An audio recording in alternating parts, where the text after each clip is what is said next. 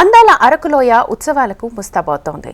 గిరిజనుల ఆచార వ్యవహారాలు ప్రపంచానికి తెలపడంతో పాటు పర్యాటక అభివృద్ధి లక్ష్యంగా అరకు ఉత్సవాన్ని ఈ నెల ఆఖరున నిర్వహించేందుకు సన్నాహాలు చేస్తున్నారు. దీంతో అరకు కొత్తదనాన్ని సంతరించుకుంది.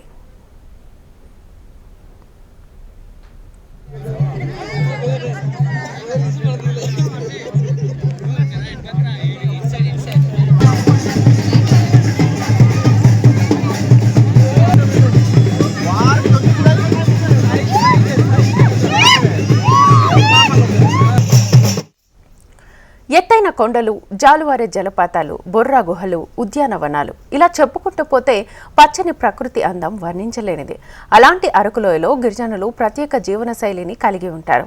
శీతాకాలంలో మన్యం అందాలు మరింత సొగసులేసుకుంటారు. అలాంటి ప్రకృతి రమణీయతను చూసేందుకు పర్యాటకులు ఏటా అరకులోయకు పెద్ద సంఖ్యలో వస్తూ ఉంటారు. అదే ఇప్పుడు అరకుకు ప్రత్యేకతను తేవడంతో పాటు గిరిజన అభివృద్ధికి ముందడుగు పడుతోంది. ఈ నేపథ్యంలో అరకు ఉత్సవాన్ని నిర్వహించేందుకు ప్రభుత్వం 4 ఏళ్ల క్రితం జరిగిన ఉత్సవ్ మళ్లీ ఇప్పుడు అరకు ఉత్సవ్కి శ్రీకారం చుట్టారు. చలి ఉత్సవ్ పేరుతో కూడా శీతాకాలం అందాలు ప్రజలకి చూపించేలా ప్లాన్ చేస్తున్నారు. ఇందుకోసం అరకులో రిసార్ట్స్, హోటల్స్ సిద్ధమవుతున్నాయి.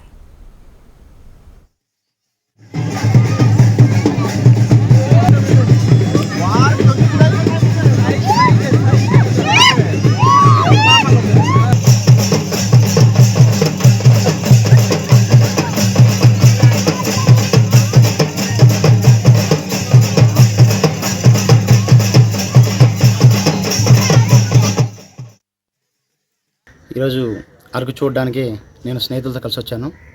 ఇక్కడ ఉన్నటువంటి మేఘాల కొండ దగ్గర చూస్తుంటే చాలా హ్యాపీగా అనిపించింది. ఆ పాల సముద్రం కానీ, ఆ కింద ఉన్న గ్రామాలు కానీ, పచ్చని తోటలు కానీ, పొలాలు కానీ చాలా బాగుంది. అదేవిధంగా ఈరోజు పారాగ్లైడింగ్కి ట్రైల్ రన్ వేశారు. అది చాలా బాగుంది. అలాంటి కార్యక్రమాలు ఇంకా ముందు తీసుకెళ్తే ఇంకా బాగుంటుంది. గతంలో ఇలాంటివన్నీ మనం ఎప్పుడు చూసామంటే హిమాచల్ ప్రదేశ్ కానీ, నార్త్ ఇండియాలో చూసేవారని. అలాంటి కార్యక్రమాలు ఈరోజు అరకుకు తీసుకొస్తే, ఫుల్ ఫ్లెడ్జ్కి తీసుకొస్తే వచ్చే పర్యాటకులు కానీ వీరంతా కూడా హ్యాపీగా ఫీల్ అయ్యేటట్టు ఉంటుంది. అదేవిధంగా పర్యాటకులు సందర్శన పెరిగే అవకాశాలు కూడా ఉన్నాయి. కాబట్టి గవర్నమెంట్ వారు కానీ మిగతా ఇక్కడ ఉన్న నాయకులు, లోకల్ నాయకులు అందరూ కూడా చొరవ తీసుకుంటే ఇంకా బాగుంటుందని తెలియజేస్తారు. వంచంగి, తాజంగి, మాడగూడ, మంచు మేఘాల కొండలతో పాటు అడ్వెంచర్ గేమ్స్ అనుభూతినిచ్చేందుకు ఏర్పాట్లు చేస్తున్నారు. ఎత్తైన కొండల మీద నుంచి పారాగ్లైడింగ్, హబ్ బెలూన్ ఎక్స్పీరియన్స్ని ఇవ్వబోతున్నారు. దీంతో ఇప్పటికీ రంగురంగుల హాట్ బెలూన్స్, పారాచూట్లు రైమంటూ అరకులో ఎగురుతున్నాయి. ఇప్పటికే పలుమార్లు ట్రయల్ రన్స్ కూడా వేసేశారు. పర్యాటకులకు ఆహ్లాదంతో పాటు రక్షణ కూడా ప్రాధాన్యత ఇవ్వాలి కాబట్టి పటిష్టమైన భద్రతా చర్యలు చేపట్టినట్లుగా అధికారులు చెబుతున్నారు. ఇటు గిరిజనులు సంప్రదాయ ధింసా డాన్సులు పర్యాటకులను మరింతగా ఆకట్టుకుంటున్నాయి. నా పేరు సంతోష్ అండి. ఇక్కడ మనం పద్మపురం గార్డెన్లో బెలూన్ స్టార్ట్ చేసాం. లాస్ట్ దసరా నుంచి స్టార్ట్ చేసామండి.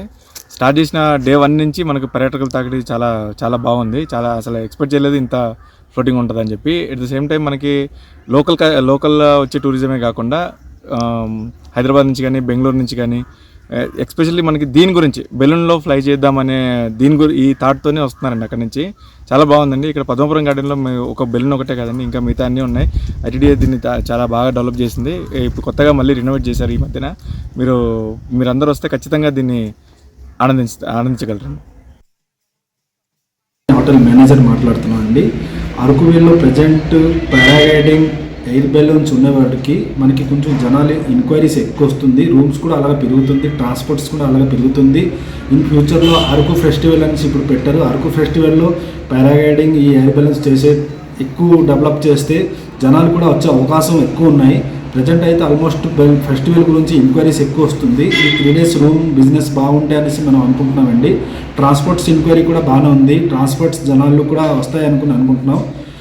బిజినెస్ ఇలా స్లోగా పెరుగుతాయి. ఇలా చేస్తే ప్రతి సంవత్సరం ఇది కంటిన్యూ చేస్తే, అలా పారాగ్లైడింగ్, గ్యాస్ బెలూన్ ఇవంతా కంటిన్యూ చేస్తే అరకు వ్యాలీకి ఒక ప్రత్యేక పేరు వచ్చేసి డెవలప్ అవడానికి అవకాశం ఉంటాయి. ఎక్కువ డెవలప్ కూడా అవుతాయండి.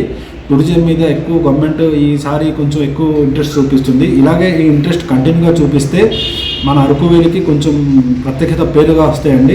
బాగుంటాయి కూడా బిజినెస్ జనాలు అందరు, లోకల్ ఏజెన్సీ జనాలకి, ట్రాన్స్పోర్ట్కి, హోటల్స్కి, రెస్టారెంట్ వాళ్ళకి, అన్ని వర్గం జనాలకి బాగుంటాయండి. ఇలాగ కంటిన్యూ చేయాలనేసి మేము కోరుకుంటున్నామండి.